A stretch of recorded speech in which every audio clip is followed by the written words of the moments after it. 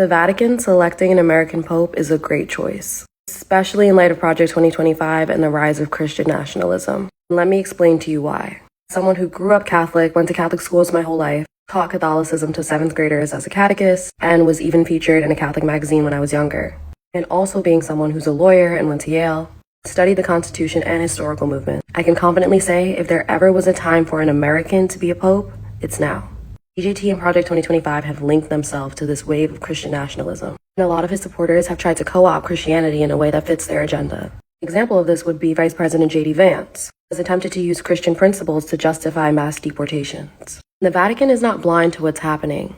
They see this. They see how Christianity is being used as a tool. And they also recognize that there may be a new America forming. By selecting an American pope who's pretty progressive, has actually tweeted out against DJT on multiple occasions, they're sending a powerful signal. They're not going to bend to the religious right.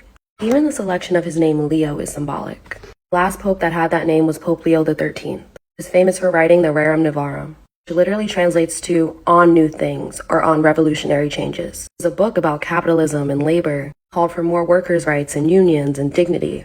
It spoke to the social teachings of Catholicism. So in choosing that name, we can expect Pope Leo XIV to sort of honor that legacy. He'll likely be concerned about similar issues. He was also very close to Pope Francis.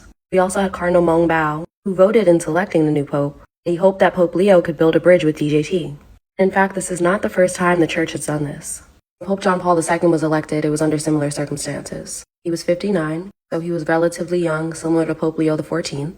Here's the key part. He was the first non-Italian pope to be selected in 455 years. He was from Poland. Daria, why does it matter that he was from Poland? What was going on then? Well, that was during the Cold War. Poland, at the time, was a part of the Soviet bloc. John Paul II was strongly opposed to communism, and his role in the faith community around the world was instrumental to the collapse of the Soviet Union, including his talks with world leader Mikhail Gorbachev. It feels like the church here is taking a page out of that playbook, acknowledging that America and the world is at a critical inflection point, and there's probably no person better suited to handle DJT than an American pope.